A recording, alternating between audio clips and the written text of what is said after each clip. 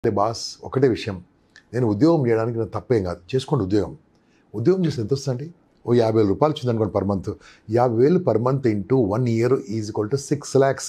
ఒక 30 ఏళ్ళు పనిచేస్తే 1,80,00,000 మీ మొత్తం జీవిత ఆదాయము. అంటే 180 లక్షలు. అంటే ఏంది?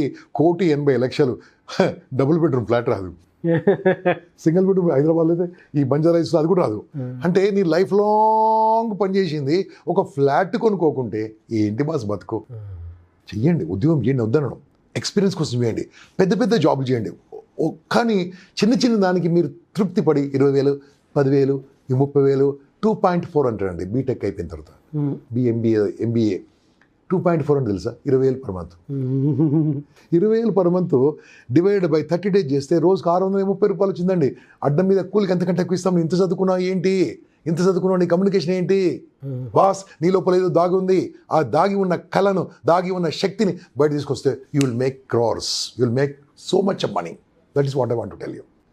అంతే. మైండ్ మాట ఎప్పుడు మాట్లాడాలి, ఎలా మాట్లాడాలి, అంతే.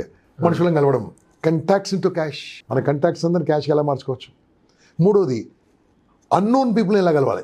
ఆర్ట్ అండి. I'm expert in that area.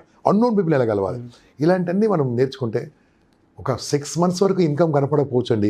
6 months తర్వాత ఐ కెన్ గ్యారంటీ మంత్లీ 5 లక్షలు 10 లక్షలతో స్టార్ట్ చేస్తారు.